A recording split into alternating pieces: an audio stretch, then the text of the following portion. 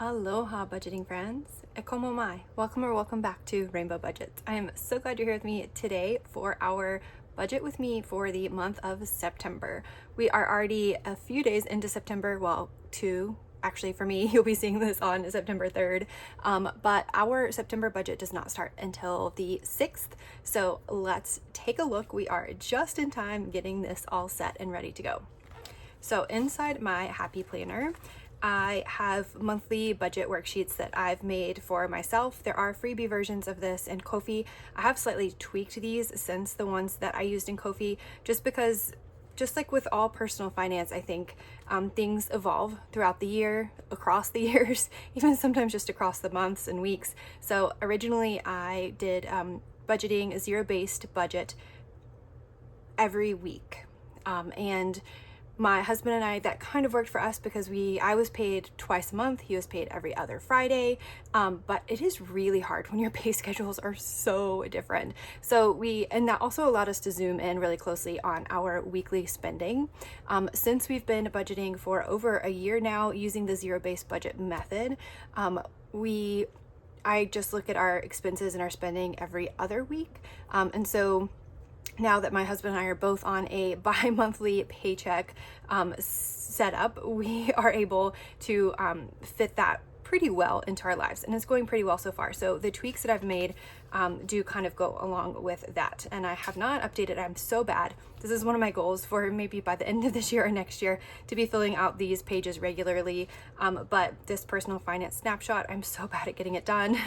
It requires logging into like all of the accounts, right, and checking, and then it stresses me out when the market's not doing great, and I know you know how that is. So the next pages here we have for September are our calendar, our month here, and then I have across from it our expenses to budget out our fixed expenses for myself and my husband, and then any extra or other income, our variable budget, our short-term sinking funds, and our long-term sinking funds.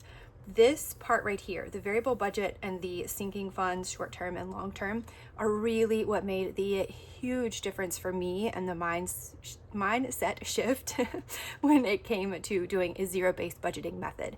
It's not that you spend all of your money, it's that you give every single dollar that comes into your account a job. And sometimes that job is to just wait until a certain annual subscription comes out, or your every 6 months car insurance or something like that. But that is so helpful in the long run. So let's take a look at what our September budget is actually going to look like. I'm going to fold this. I hope that is okay with you. I'm going to first highlight our days in September and this end of August here that are actually part of our August budget.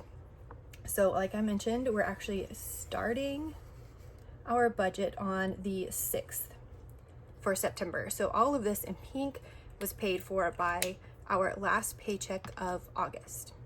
So for September, our first paycheck cycle is going to be the 6th through the 20th.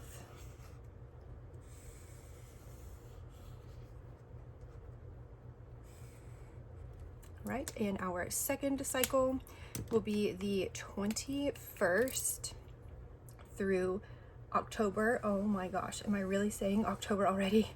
So 21st through October 5th.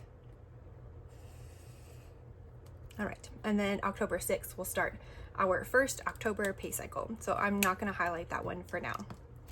All right, let's go ahead and write in what our expenses are. Let's see, so I do count the interest that we earn in our checking account, interest, and in our high yield savings account that come in on the 1st. So even though that is technically coming in August, I like to count it for September's budget.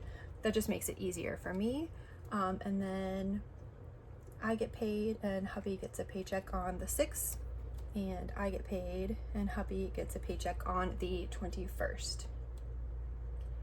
Our fixed expenses or bills that come out throughout the month, on the 8th we have iCloud, and on the 10th we have my iPhone insurance, and on the 11th we have Hiko, which is our electric. It's actually the only electric that we have here. Let me grab a different color here. I like to write our credit cards in purple. I have a Discover card. This was actually the first credit card I ever opened back when I was in college. We don't use it all that much, but I still have it open and we do use it some. It has a great 5% rewards back, like rotating every quarter. So there's that. We have a United credit card.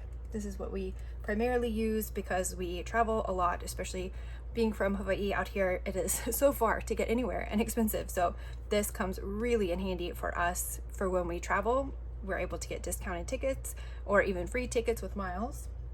Well, free except that we still have to pay the taxes and fees. We have a Chase card, comes out on the 22nd. We don't really use this one this much, but there is just a few like recurring subscriptions that are still connected to this card, but they're pretty small. And then we have, oh, this is getting really hard to write with these rings. I might have to take this out. Let's see. I have a Target card. And I primarily only use this at Target, but getting the 5% discount is so handy. All right, let's go back to our expenses here. Let's see. We have my husband's life insurance on the 16th. And we have my son's preschool. Whoops. I just spelled that per instead of pre-K on the 20th. Yep, I'm gonna take this out. This is getting way too difficult. That's the awesome thing about these happy planners. It is so easy to take sheets in and out. Okay, so that was the 20th, our pre-K. On the 21st, we also have a joint savings that comes out. This is just a small amount that we've been doing for ages, and I just don't want to get rid of it. And then we have a membership that comes out this day as well, an athletic membership. And then my life insurance comes out on the 22nd. We have an Adobe subscription, that's from my husband. And on the 27th, our internet. There's only a couple of companies here for internet that we have to choose from. We have been with Hawaiian Telecom for quite a while. Every time they up our rate without telling us, we call it and tell them we're going to switch to the other one, and then they'll match the other one's price. So they're constantly competing between each other for business. So that is helpful, but it does kind of stink that we have to put in the effort to do that.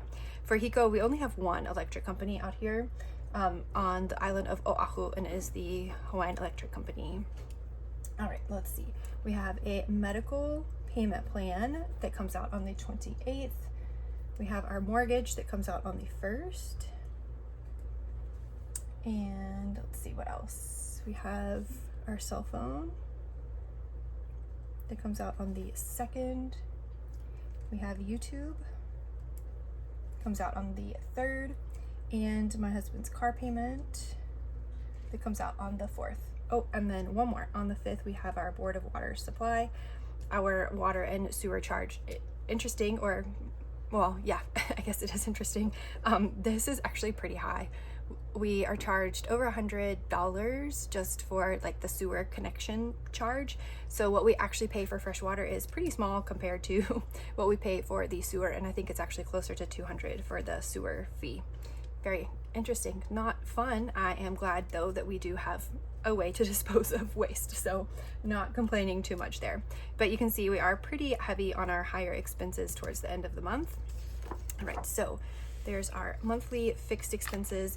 And then what I usually do next is I will divide it between myself and my husband, just which is coming out of whose bank account or card, and our income's here. I'm gonna just jump us straight over to the other income, variable budget, and sinking funds to go through, because like I mentioned earlier, what really made the huge difference for me was getting into the zero-based budgeting method. And this is where you hit the zero base. Of course, you have your fixed expenses. And of course, there usually are some subscriptions, maybe like Hulu, Netflix. Do you really need both of them, right? Where if you needed to cut costs, you would go out and cut them. But these things you pretty much have to pay every month, no matter what, right? It's here that we get into the variables. And then also when we're assigning our dollars to sinking funds, instead of just letting them be extra in the account, it is so easy to be like, ooh, I've got an extra $500, let's go buy something, right? And so when that $500 actually has a job, then you're way less likely to do that. Okay, so let's look at our other income. We do have our interest. So our first account is a Capital One account, and we earned $17 in there. We don't keep very much money in there, and it is a lower interest rate. It is not a high yield savings account. And then we have Wealthfront, which I'll have it linked down below. I love Wealthfront so much. It has one of the best interest rates. It's very similar to Ally. Most people know that one the best, but Wealthfront actually has a slightly higher interest rate, but hey, every little bit helps, right? So we earned $76 in that on the September 1st. Okay, on September 6th and September 21st with my husband's paychecks, at the same time, we will also get $208 each, $208 for our dependent care flexible spending account reimbursement. Okay, and that, we're not done yet. Okay. On the 6th of September, we also are going to look at our August rollover. So we don't know 100% what this amount will be yet. And I will actually have to go back in once we do our August closeout on September 5th to figure out what an additional amount is here. But I was able to tell already, based on all the way through our first check-in and our income that came in with our second paychecks, we have a minimum rollover of $517. So if we underspend on our variable budget, that's where we'll be able to add in more here. This amount mostly came from, I got a tiny raise of like $50 just to keep with inflation. It is not a raise, not a promotion. It is just something that our union was able to negotiate, I think like a 2-point-something% annual increase for us, which, as you know, that is not keeping up with the percentage that our grocery prices are going up. So while we consider it a pay increase, yeah, it is, but everything else is outpacing the pay increase. So anyway, I digress. But then I did work 3 extra days this summer, and so that's what this is reflecting. Okay, so that gives us a total other income of $1,026. And I wanted to show this here, especially for the power of earning interest with a high yield savings account for your sinking funds. And then also to show this $416 actually is going to go directly to our education savings for the month. Okay, for our variable budget, groceries, we budget $35 per day. For eating out, we budget $25 per day. For family fun, we are budgeting $5 per day. And for household, which is like consumables, like paper towels, toilet paper, that sort of stuff, we budget $2 per day. Our buffer is always a flat $200. And so for groceries, that puts us at $1,050. For eating out, that puts us at $750. Family fun is $150. And our household comes to $60. Because there are 30 days in the month of September. So all of these multiplied by 30 should equal this. It should. If I did my math right. I hope it does. Okay, for enrichment, this is for my son. For extracurriculars, we budget $10 a day. Hair and beauty is $10 a day.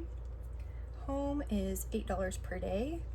And this is for miscellaneous things for the home that don't really count as a repair. So it's not like the water heater broken, we need to replace it kind of thing. This is more like if we want to upgrade some organization in a closet or that sort of thing. So it is truly home. Like that's not, I mean, organizing can be fun, I guess, but you know what I mean? It's not like it's the most fun spending, at least in my mind.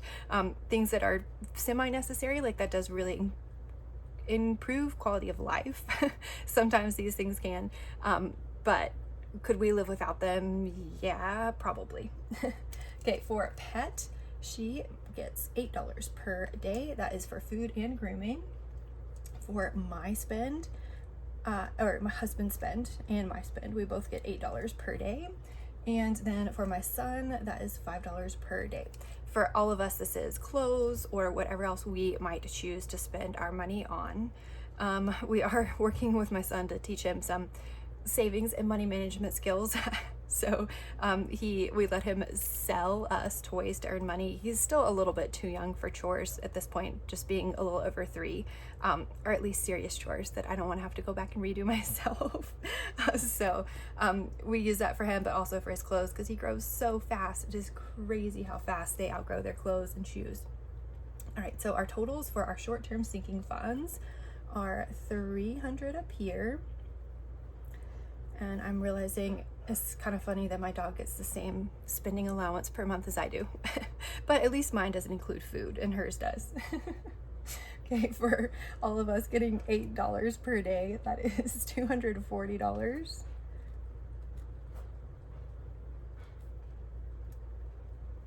And then for my son, that is $150. Okay, and in total, this should put us at $1,710. Okay, so next up for our long-term sinking funds, there are some of these that are not negotiable. Our annuals, we put in $188 per month. Our auto MRO, we are putting in $745. This is for, well, we'll go over it when we do the sinking fund stuffing. There's a lot that's included in this auto MRO. For home MRO, we are putting in $415. For emergency, we are putting in $252. Our goal for emergency is to save maybe like $3,000 within a year. I'm pretty sure that's what this $252 is.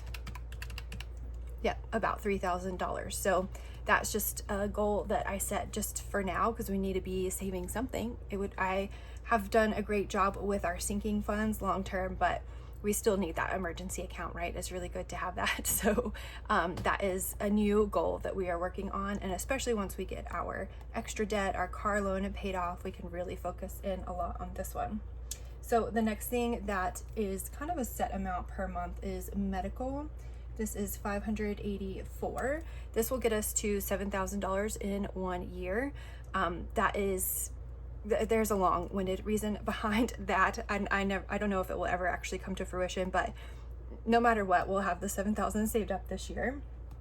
For travel, we are budgeting $1,600 because we do $400 per week, and there are 4 weeks. So 400 times 4 is our $1,600. For Christmas, we are doing $170 per month. That will get us to about $2,000 for Christmas. I don't think we'll need to spend more than that. We have a very small immediate family. It's just myself and my husband and our son. And then luckily both myself and my husband have our parents still with us. And then I have 2 siblings.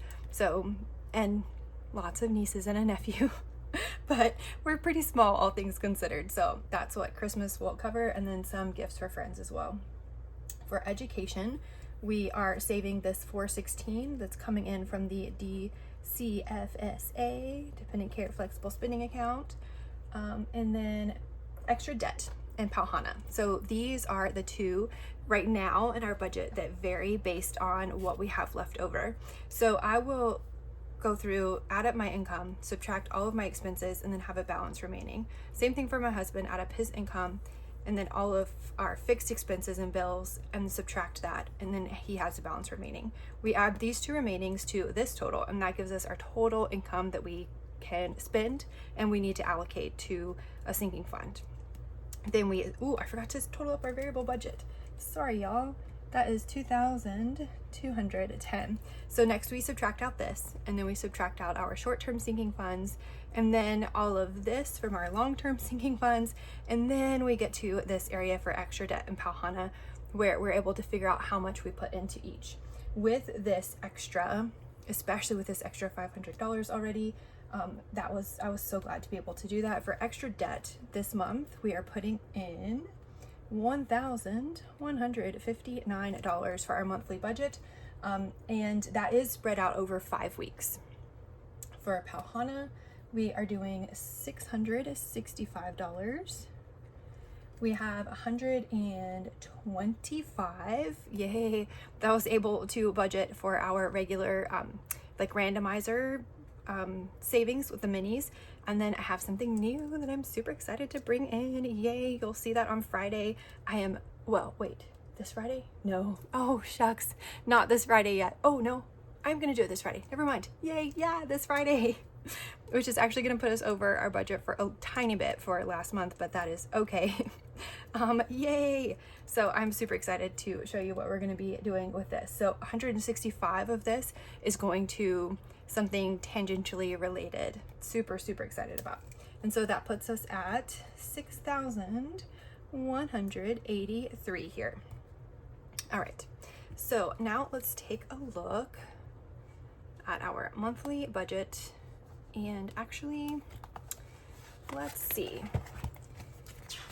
This is my first time breaking up the video. I see we're already at 20 minutes, so I might pause here. This is our September 1 and September 2 check-ins and monitoring our spending. I think we will do this top section here when we do our first September check-in. Or should I go ahead and fill in this budgeted part? Well, I don't know what this is yet until I do my August closeout. Okay, so we can't do this no matter what. And then this, in a couple weeks, we're gonna come back and actually stuff some of these sinking funds, so we'll get started with that here. Yay, okay, so that is all we're doing for this video. That has our September budget set up, and I am so excited to be doing savings challenges with this money down here. Let me know if you have any comments, questions, feedback. I love learning from this group. I love it so much. I would not be where I am on this journey without this community. So mahalo for all that you contribute and for listening to me and watching. I appreciate you so much. I will see you on Friday for our Pauhana, the last one of our August, even though we're already in September, last one of our August paycheck. I'll see you then. Have a great week. Aloha.